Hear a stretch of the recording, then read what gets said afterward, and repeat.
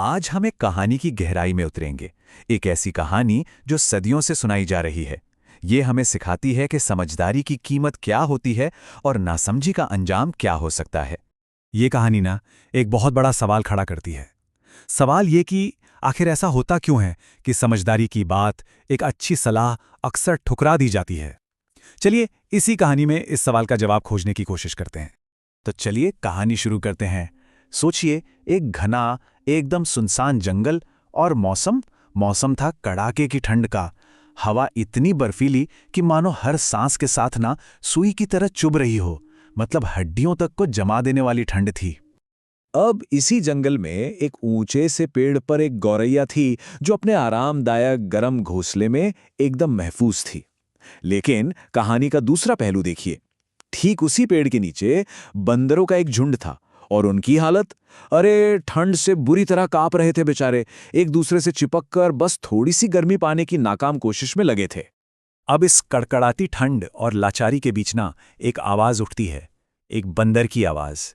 और उस आवाज में उम्मीद कम, हताशा ज्यादा थी।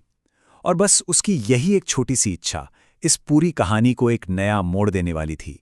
कहते हैं ना कि जब हताशा इंसान पर हावी हो जाती है तो अक्ल पर पर्दा पड़ जाता है।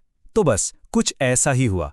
उन्हें एक उम्मीद की किरण तो दिखी, लेकिन वो एक ऐसी योजना थी जिसकी बुनियाद ही कह सकते हैं पूरी तरह से गलत थी। अभी क्या होता है, एक बंदर की नज़र नीचे पड़ी सूखी पत्तियों पर जाती है और वो लगभग चिल्ला उठता है, अरे देखो, क्यों ना हम इन पत्तियों को इकट्ठा करें। और बस इतना सुनना था कि पूरे झुंड में जैसे बिजली सी दौड़ गई। सबके सब एकदम फुर्ती से, पूरी लगन से पत्तियां जमा करके एक बड़ा सा ढेर बनाने में लग गए। तो भाई पत्तियों का तो एक पहाड़ जैसा खड़ा हो गया, उम्मीदें भी आसमान छूने लगीं। लेकिन अब आया असली सवाल। सबसे बड़ी चुनौती जो उनके सामने खड़ी थी वो ये कि इस ढेर में आग लगाएं तो लगाएं कैसे। अब देखिए, सूरज ढल रहा था, जंगल में धीरे धीरे अंधेरा छा रहा था और ठीक तभी हवा में उन्हें एक छोटी सी टिमटिमाती हुई रोशनी दिखाई दी। अब बंदरों की थकी हुई आंखों को क्या पता, उनके लिए तो वो कोई कीड़ा नहीं था, वो तो जैसे उनकी दुआ का जवाब था, उनकी उम्मीद की वही चिंगारी थी।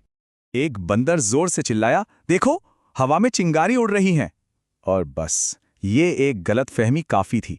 सारे के सारे बंदर जैसे पागल हो गए। उस एक नन्ही सी रोशनी के पीछे सब के सब दीवानों की तरह दौड़ने लगे। लेकिन जरा रुकिए, इस पूरे शोर शराबे और हंगामे से दूर, ऊपर पेड़ की सबसे ऊंची डाल पर अपने घोंसले में बैठी गौरैया ये सब कुछ देख रही थी। और वो बंदरों का जोश नहीं देख रही थी, वो देख रही थी उनकी साफ साफ बेवकूफ़ी। अब जब उसने देखा कि ये बंदर अपनी पूरी की पूरी ताकत एक ऐसी कोशिश में लगा रहे हैं जिसका कोई नतीजा निकलना ही नहीं है, तो उससे रहा नहीं गया। देखिए, उसका इरादा कोई सीख देने का नहीं था, वो तो बस उनकी मदद करना चाहती थी। उसकी आवाज में फिक्र थी। उसने बहुत सीधी सी एक सच्ची बात कही, एक ऐसी बात जो उन बंदरों की सारी मेहनत और सारी उम्मीदों को बेकार जाने से बचा सकती थी। पर यहीं पर कहानी में आता है एक बड़ा मोड़। बंदरों ने उसकी बात को मदद की तरह नहीं लिया। नहीं, उन्हें लगा कि ये उनकी अक्ल पर सवाल उठा रही है, उन पर हमला कर रही है। तो समझदारी का स्वागत नहीं हुआ, उसे घमंड और गुस्से के साथ फौरन खारिज कर दिया गया। तो बस सच्चाई को पूरी तरह अनदेखा करके बंदर अपनी उसी बेकार की योजना में और भी ज्यादा जिद के साथ लग गए। बड़ी मशक्कत के बाद एक बंदर आखिरकार उस जुगनू को पकड़ ही लेता है।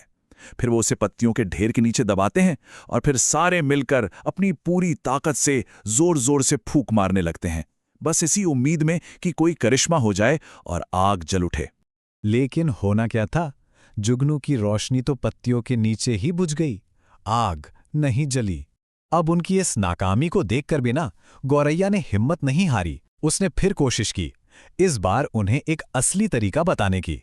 अब जितनी बार वो फूंक मारते और नाकाम होते, बंदरों का गुस्सा, उनकी झुंझुलाहट बढ़ती जा रही थी और वो सब गुस्से से गौरैया को ऐसे घूर रहे थे जैसे उनकी इस हालत की जिम्मेदार वही हो।